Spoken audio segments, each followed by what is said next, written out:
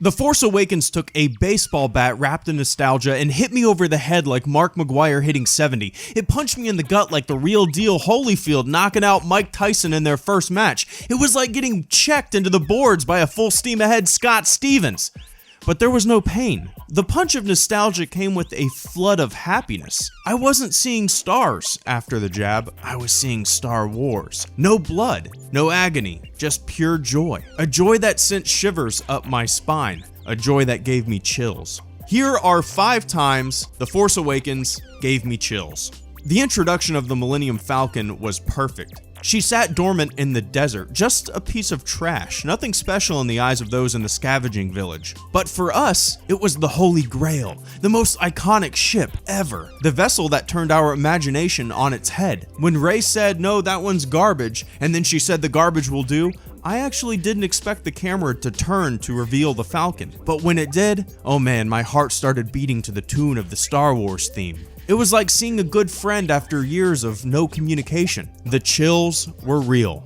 I loved how Han and Chewie were brought onto the screen. The movie didn't toy with us. It didn't put these 2 characters on a pedestal and hold them up like deities. It just said, hey, here are your 2 favorite characters. We don't have to give them to you in a bright over-the-top box. We'll let you do that internally. We'll let you experience the magic for yourself and create the box in your own heart. We don't have to make a big deal about it. Here they are. Now enjoy your chills. A lot of people said they knew the lightsaber would shoot into Rey's hand. I have to admit, I didn't expect that at all. But when it did, man, hell, just thinking about that scene right now is making the hairs on the back of my neck stand up. The music is what made that scene. The score started playing. The camera sat on her for a moment.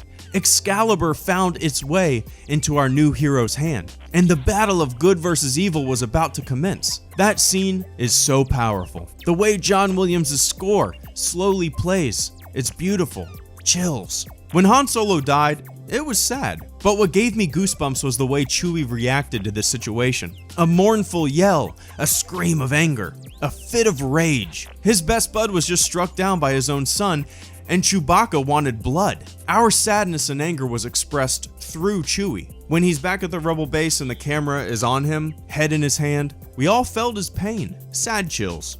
Rey climbed up to the top of the island. A beautiful new John Williams score guided the way. When she reached the top, Luke was there, robe over his head. He turned around. But what really gave me the tiny elevation of skin inherited from our animal ancestors was when Rey pulled out the lightsaber and held it at arm's length towards Luke. The look on both of their faces was one of recognition, almost like they knew each other, almost like they knew one another existed, like they knew why they were there. It was a beautiful moment, and like most beautiful moments in Star Wars, John Williams was a major part of it. Lightsaber held out, music playing, the camera paused on their faces, subtle expressions. It was the perfect way to end the newest chapter of Star Wars.